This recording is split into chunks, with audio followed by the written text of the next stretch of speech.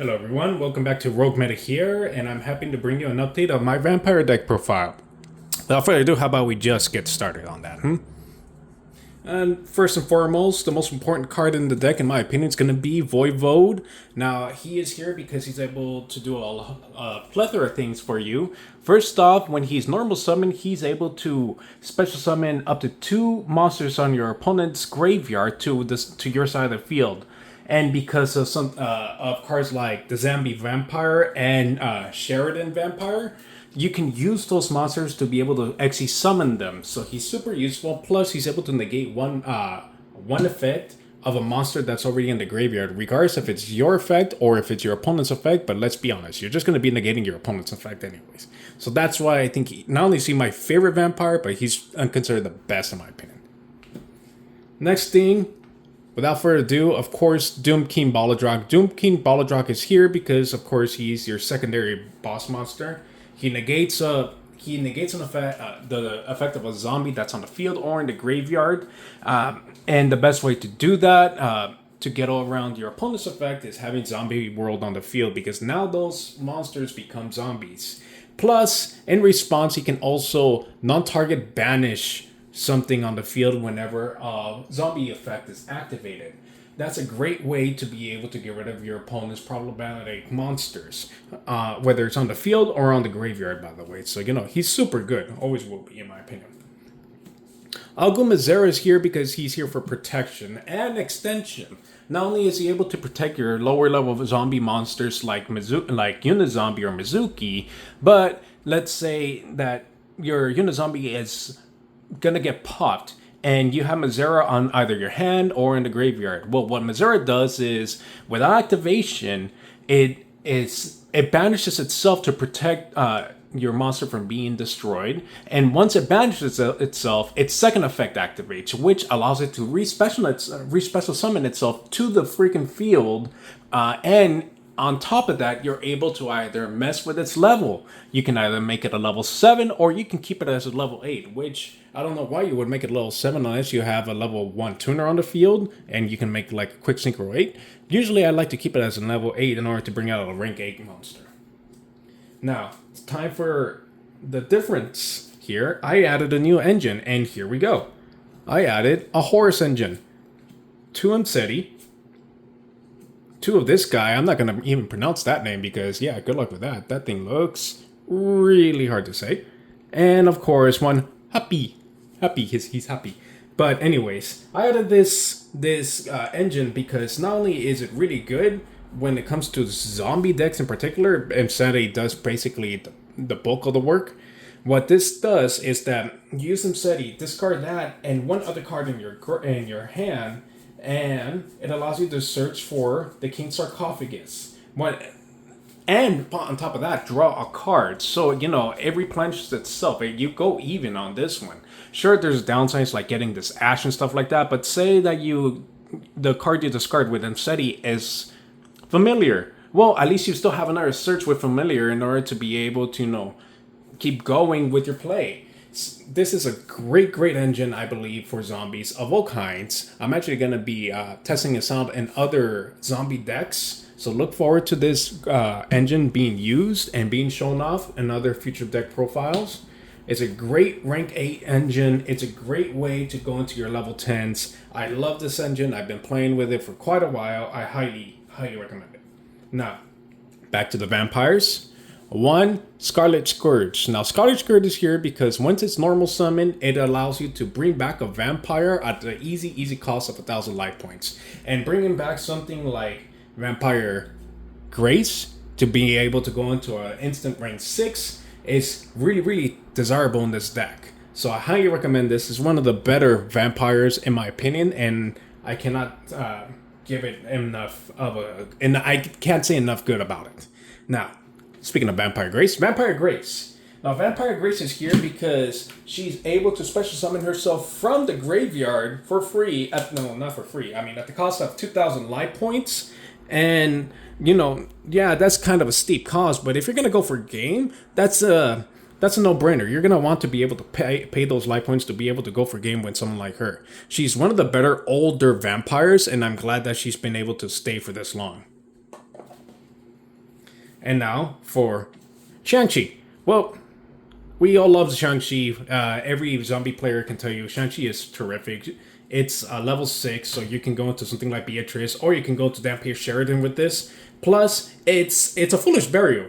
It's a constant foolish burial every time you bring it out. And for instance, it goes great. It works great with a lot of zombies. For instance, Mazera.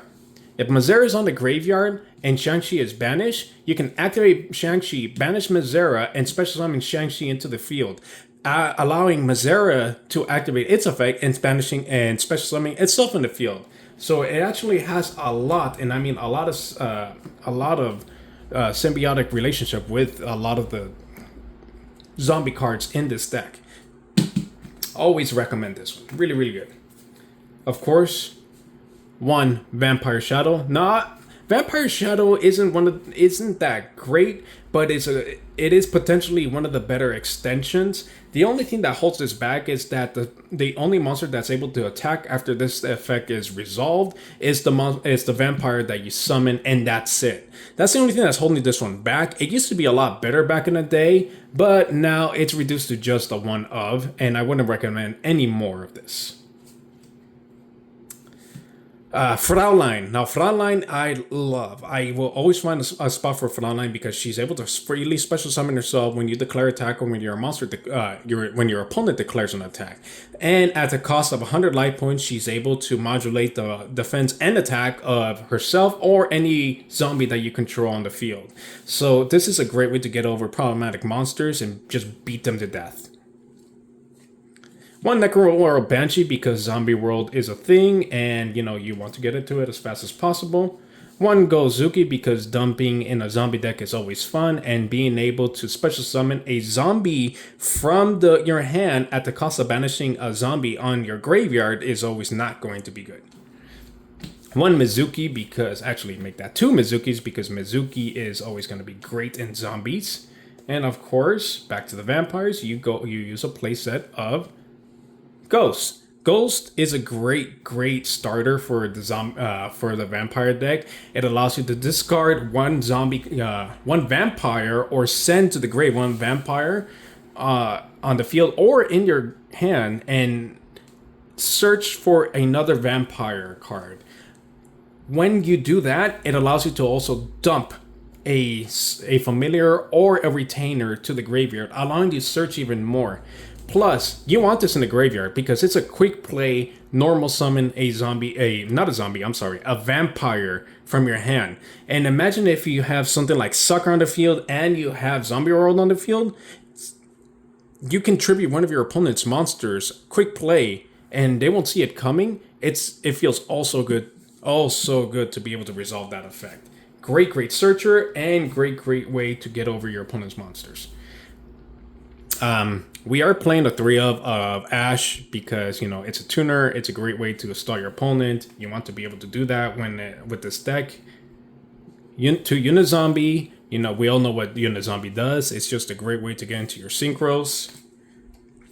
I added another engine to this one, and as you can see, it is going to be Ghost Sleeper. Now, Ghost Sleeper is here because when she is sent to the graveyard, you're able to search for Ghost Fusion. Normally, you're going to be able to activate Ghost Fusion pretty easily and use it with one of your zombie monsters in the graveyard or the deck because, well, vampires use a lot of their effects at the cost of your life points. You're normally going to have your life points lower than your opponent's, so it's even more beneficial to be able to have your life points lower than your opponent's because you want to be able to use this to go into your fusions and banish something like Shang-Chi, allowing Shang-Chi to activate its effect to be able to special summon itself, and you got another Foolish Burial. This card is great. It's a great little engine on it, and I cannot say enough good about it neither. You're going to have 2 retainers because searching for your vampire spell or traps is always going to be great in a vampire deck. You're going to use 1 Mad Mauler in order to be able to go into a rank 10, rank 10. You're going to go to a level 8 Synchro or a level 10 Synchro. It's good. I love this card. I learned to love it. Really useful. 2 familiars, because searching for your vampire's monsters is always good in a vampire deck. 1 Glow Up Bloom, because being able to go into a level 5 or higher zombie monster and just being able to special summon if you have Zombie World on the field is always going to be great. The only thing I don't like about Bloom is that it keeps you from special summon any other monster except zombie monsters, but usually if you activate that effect, you're going for game anyway, so it doesn't really matter.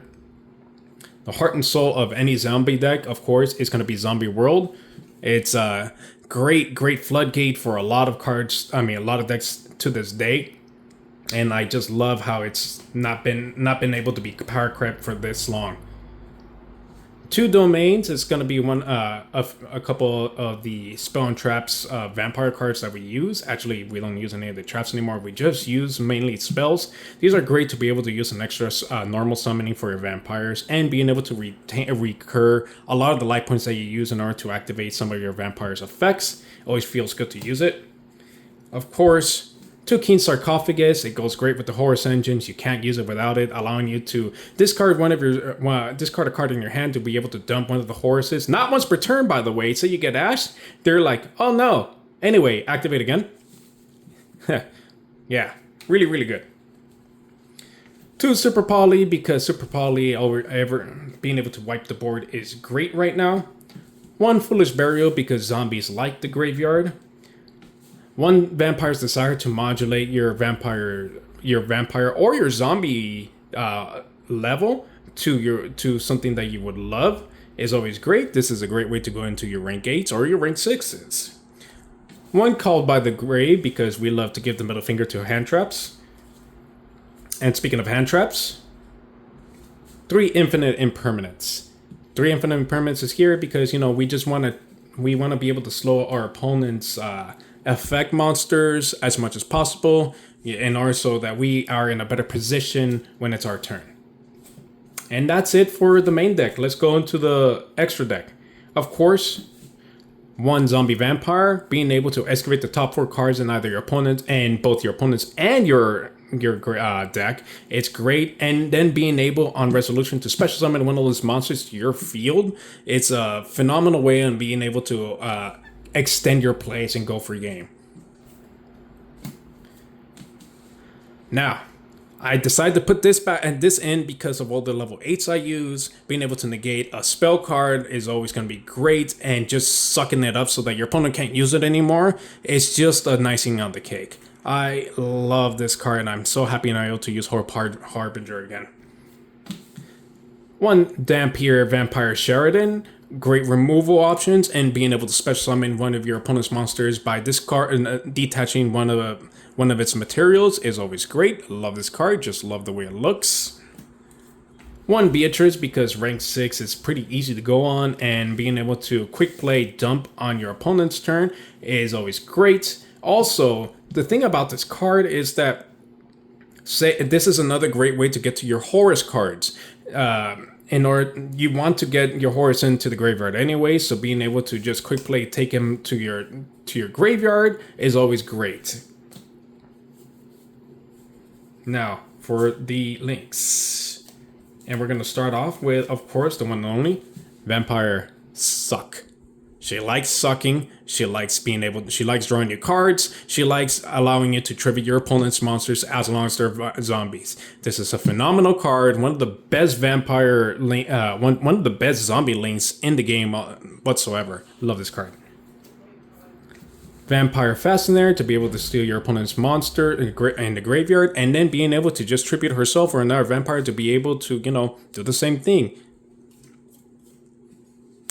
Now, I added 1 Yukiona because she's a great link 4 in order to be able to negate your opponent's monsters twice per turn, and being able to permanently, by the way, 0 attack and 0 defense as well.